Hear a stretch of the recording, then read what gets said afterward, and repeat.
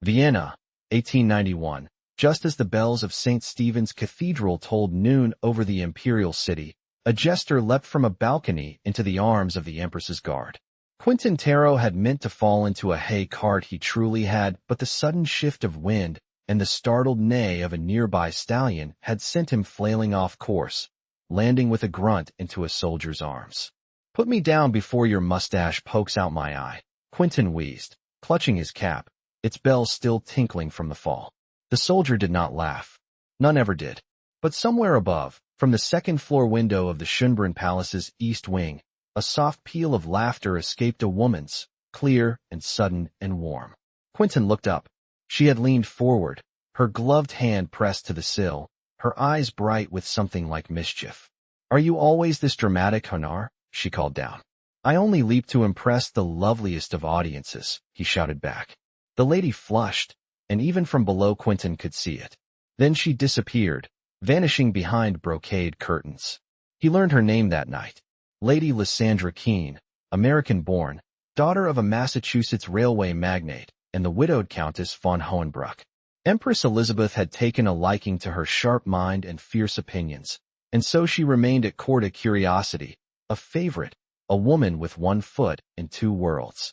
Quentin, on the other hand, had no feet in any world. He was a jester, yes, but not the painted fool of fairy tales.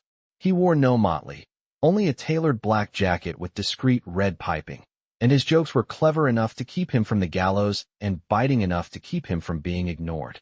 He was tolerated by the emperor, adored by the court ladies, and trusted by the empress, though none ever said it aloud. Their first real meeting came a week later, in the rose gardens behind the palace. Lysandra had wandered off during a diplomatic brunch, escaping the dull conversation of Archduke Karl Ludwig and the endless drone about tariffs. She found Quentin seated on a bench, tossing a coin and muttering lines to himself. "Practicing for the next swan dive?" she asked. He didn't startle. "Plotting a duel at dawn, actually, with the Minister of Finance. If I win, I get a raise." She sat beside him, careful not to let her skirts touch the dirt. "And if you lose?" "I die in glorious poverty." She laughed again, less surprised this time. "You're not like the others." "Because I lack medals and a family crest?" "Because you speak like you're not afraid." "I am afraid," he said, turning to her. "Just not of you." Their eyes met. For a moment, the breeze stirred nothing but the scent of roses and the rustle of silk. Lysandra stood abruptly. "You shouldn't speak to me like that." "I know." She hesitated. "And yet, I hope you will." From then on, they found each other in quiet corners. She would linger longer in the music wing if she knew he was due to perform. He would arrange his route through the palace to pass her chambers, always pausing to offer a joke to her handmaid. When rain soaked the gardens one afternoon, she appeared beside him with a single umbrella, her gloved hand brushing his as they both reached for it. He looked at her sideways. "Sharing umbrellas. Next we'll be exchanging vows." "Don't be foolish," she whispered. "You can't even afford a ring." "I can afford a promise." She didn't answer, but her fingers curled around his. They never kissed, never touched beyond the glancing contact of hands through gloves. But it was known by the sharp-eyed Baroness von Zelch, by the gossipy footmen, by the Empress herself, who said nothing but watched more closely. Then came the duel.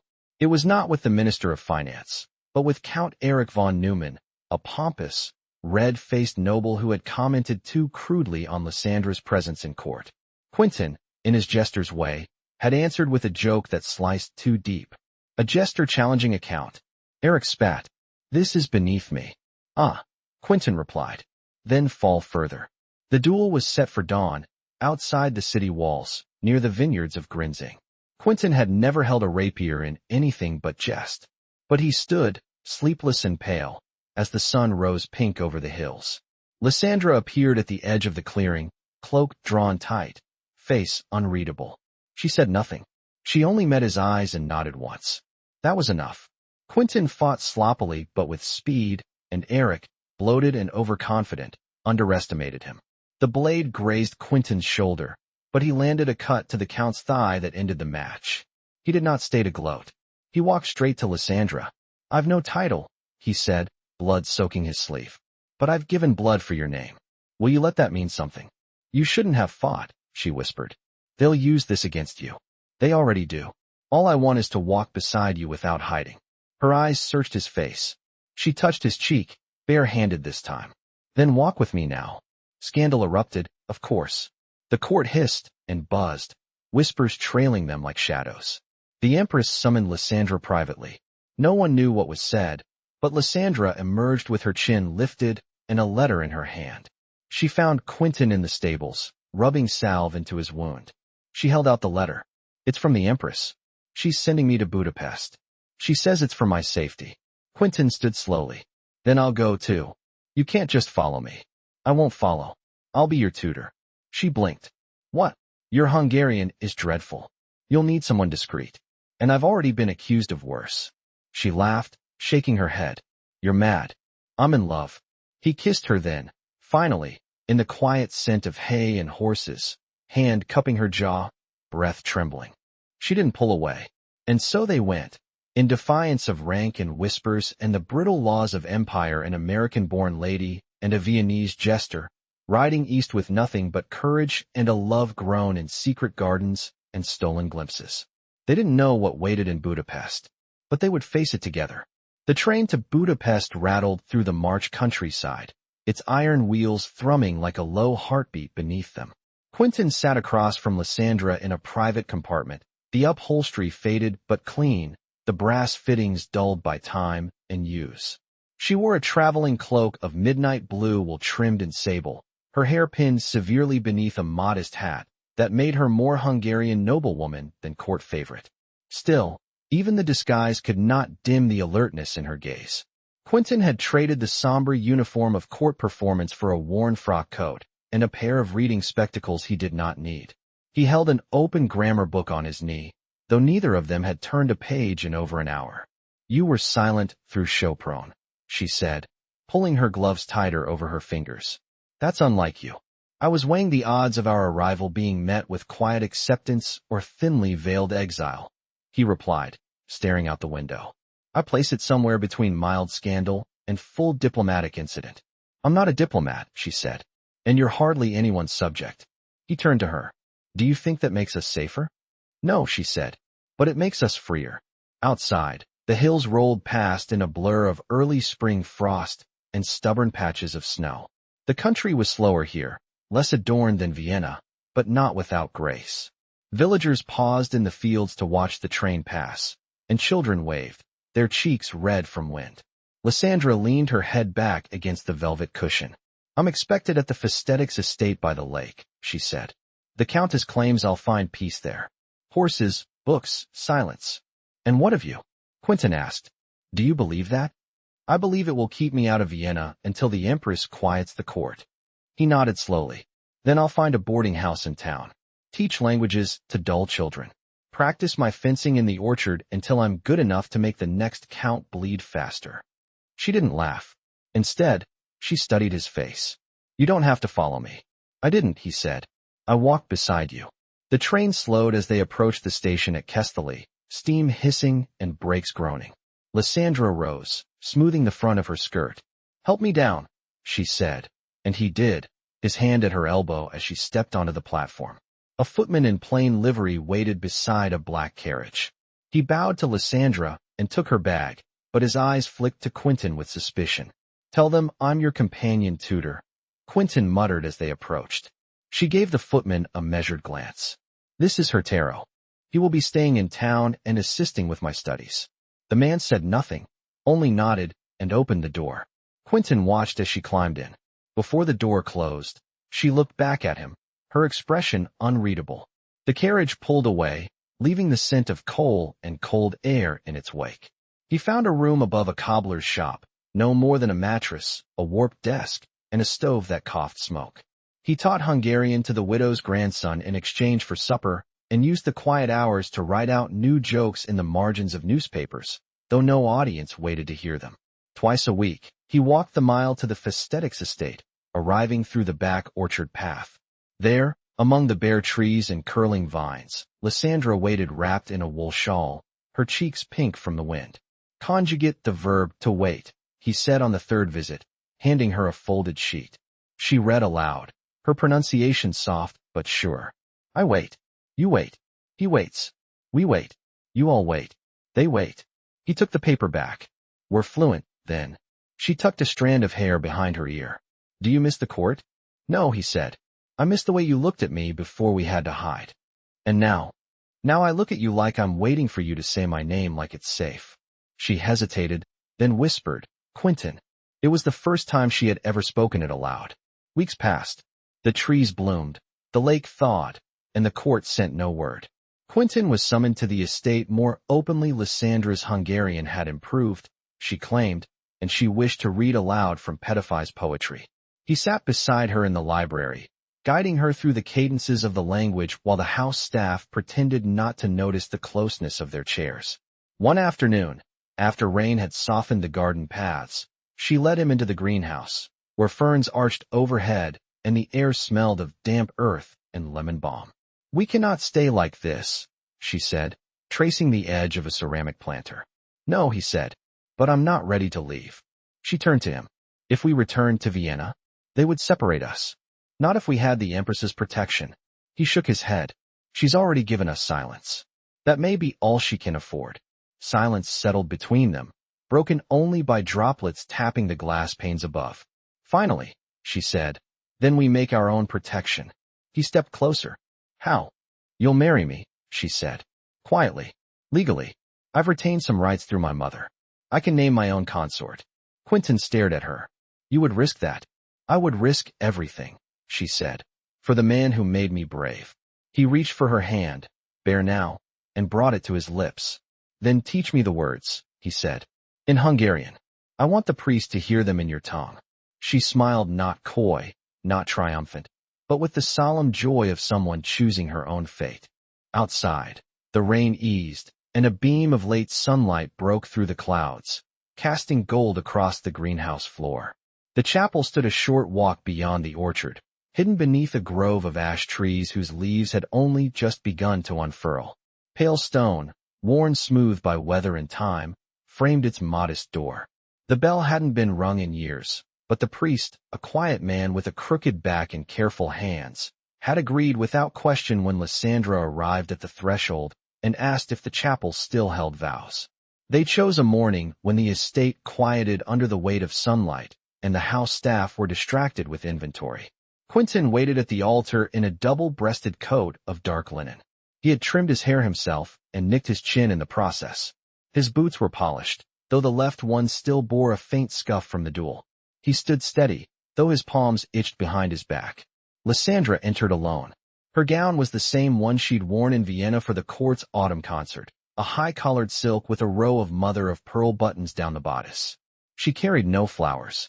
Only her breath, slow and deliberate, and the glint of something steady in her eyes. The priest spoke in a quiet Hungarian that Lysandra answered without hesitation. Quentin followed the phrasing he had studied for weeks. Clear, deliberate consonants, his voice rough but sure. They exchanged no rings. Instead, the priest placed a strip of embroidered cloth over their joined hands, the gesture old and sacred in the western counties, known only to families whose roots predated empire. After the final prayer, the priest stepped back without asking questions. He would never register the union with the diocese, nor would he speak of it. But he bowed when they left, and the chapel door closed behind them with a sound like a seal pressed into wax. They didn't return to the estate together. Quentin walked the long road back into town, taking the gravel slope behind the vineyards to avoid the afternoon traffic of carts and carriages. He passed a group of boys pushing a broken wheelbarrow and nodded when one offered him a plum from his pocket. Lysandra arrived an hour later by the lake path, entering through the kitchen garden with her gloves tucked into her waistband. She met no one on her way to the library, where a stack of correspondence awaited her, none bearing imperial seals. The first letter arrived 2 days later. It was addressed in the Empress's hand. Lysandra read it once, then again, her eyebrows barely shifting. Then she burned it in the iron stove behind the conservatory, feeding the paper in slowly, one edge at a time. That evening, Quentin found her seated on a low garden wall near the hothouse, her knees drawn together, her hands clasped atop them.